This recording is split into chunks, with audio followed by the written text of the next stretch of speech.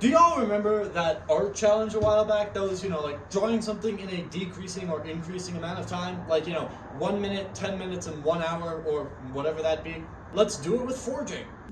So the idea is to forge an ice pick in 10 minutes, 30 minutes, and 1 hour. I chose an ice pick because you can make them either really quickly or really pretty, so I figured it would be a good test. Now, unfortunately, for this first clip, my timer does go dim for a bit.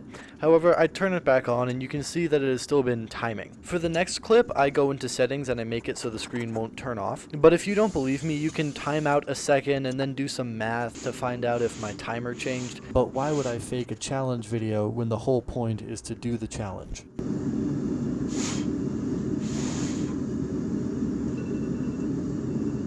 Okay, let me scrape this off real quick. Honestly, I actually quite like how this looks. Are the bends perfectly even?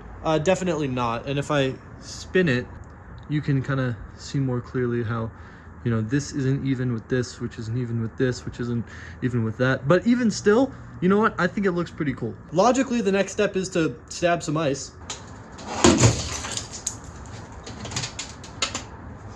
All right, this is the 10-minute ice pick. Let's give her. Whoa! Whoa! Either way. Oh yeah. This thing works great. Like, seriously.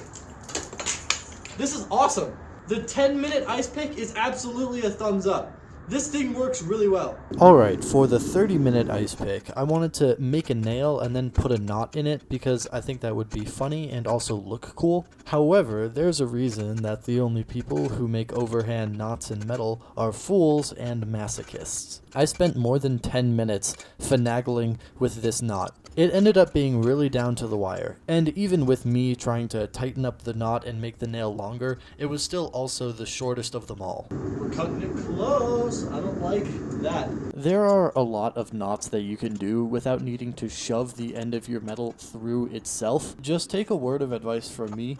Doing any of those is a million times easier than any other knot. I don't care if you are the ultimate leader of 18,000 Eagle Scouts, you are going to have a really bad time making an overhand knot in relatively thick metal. 4, 3, 2, 1. Okay, well, honestly, my only regret is I wish I'd made it a little bit longer because I lost a lot more material to this knot than I was expecting. But you can push against this head and then stab it. So let's see if it works as well as the other one. Okay, let's try and bust the chunk off.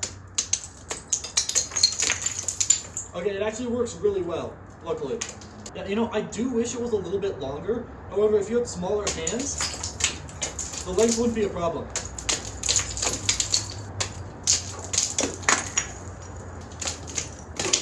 I don't think it works quite as well, but it still works really well.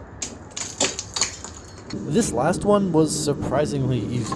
My basic design idea for this is I wanted it to look like a dagger and have a wooden handle for comfort. My idea for the blade, or whatever you call the pokey bit that you stab into the ice, was the same back and forth twist that I did on the first one. However, this time I make it as even and pretty as I can. And as for attaching the handle, I first made a guard, so you can see me forging that as the same time as the shank because I'm trying to be efficient with my time. So what I'll do is I will take the guard and I'll slide it over the rod, and then I'll hammer it shut and it'll pinch down on the rod. They will essentially form to each other. What this will do is have an indent in one of the pieces and an outdent in the other so that there's a mechanical bond holding the two together. The guard being secure is of the utmost importance because that is what keeps my handle from sliding down the ice pick when you slam it into the ice. Speaking about the handle, it's just a piece of wood that I turned to shape and drilled a hole in. However, I drilled the hole slightly undersized and then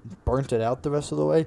I regret doing this because my metal rod is a specific size and it's also purely circular, so I really didn't have to burn it out. I could have just drilled that size into my handle and it would have been a tighter fit. To fix the handle so that it wouldn't slide off the back, I was peening over the back of the rod, but because it was cold, it just ended up folding over. So it holds on well, but it doesn't look very pretty.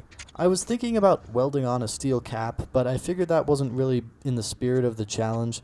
I wanted this to be essentially all forging and a little bit of woodworking. I have 10 minutes left, but I think I'm done. So I'm just gonna call it at 50 minutes. As you can tell, I thought that this would take me 2 hours.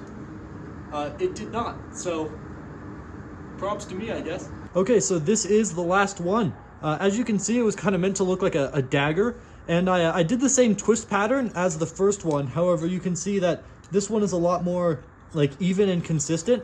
I think it looks a lot more pretty. This guard, by the way, is also, it's like, it's well on there. So also the back here doesn't look pretty, but you know what, that's okay, because we just won't look at the back. If it doesn't work, then it's not useful, so let's test it out. Okay, so this one definitely feels the best in the hand. I mean, it makes sense, because I made, you know, like an actual handle with a nice palm swell here. So this one, you know, I can get a good grip on it, really stab it. This is the best one. Oh, by far. As you can see, we're still straight as an arrow, and oh yeah. Not even. This one's the best, by far.